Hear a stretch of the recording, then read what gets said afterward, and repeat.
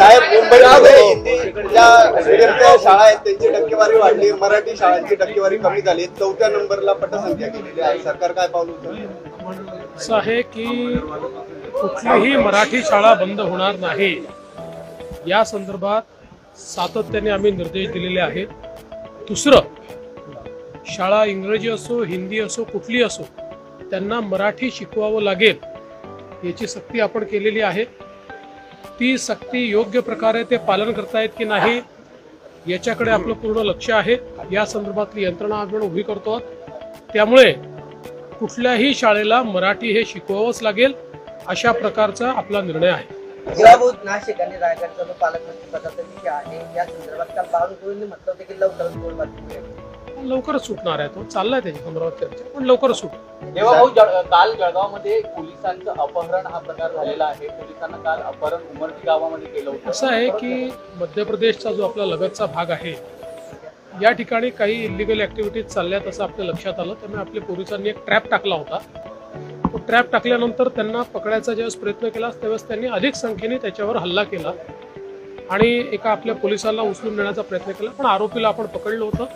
मध्य प्रदेश पोलिसांच्या मदतीने आपण पोलिसही आपला सोडवलेला आहे आणि आपण मध्य प्रदेश पोलिसांना हे सांगितलेलं आहे की अशा प्रकारे इलिगल ऍक्टिव्हिटी तुमच्याकडे होत आहेत आणि त्याचा परिणाम आमच्यावरही शेवटी ते जे काही शस्त्रबिस्त्र बनतात ते आपल्याकडे देखील येतात. त्यामुळे त्या संदर्भात कोऑर्डिनेशन करण्याचा प्रयत्न चालला. धनंजय मुंडेंनी सुरेश दसांच्या भेटीवरून राजकारण आपल्याला आता दशांच्या भूमिकेवरही संशय व्यक्त केला जातोय. असं आहे की कोण कोणाला भेटलं याच्यावर जर अशा प्रकारे राजकारण होत असेल तर लोकशाहीमध्ये ते योग्य नाही आहे.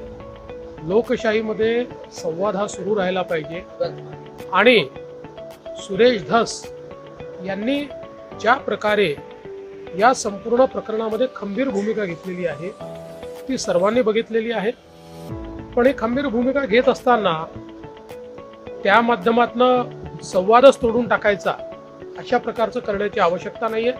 शेवटी धनंजय मुंडे हे देखील राज्याचे मंत्री आहेत. एखाद्या आमदार एखाद्या मंत्र्याला भेटला तर त्यांनी कुठलाही फरक पडत नाही. शेवटी सुरेश धसांनी देखील हे सांगितलेलं आहे की भेट घेतली तरी हेतू एकच आहे की कुठल्याही परिस्थितीत या ठिकाणी सरपंच देशमुख यांच्या मारेकऱ्यांना शिक्षा झाली पाहिजे हा हेतू घेऊन ते काम करतात. आता काही लोकांना ते पुढाकार का घेत आहेत यामुळे पोटात दुखतंय त्यामुळे ते टीका करतात. 2 तास ईडी आमच्या हातात द्यावी इच्छा सुद्धा शिवसेनेत येईल असं राऊत म्हणतात. अरे मूर्खांना मी उत्तर देत नाही. तुम्हाला माहिती आहे तरी विचारता.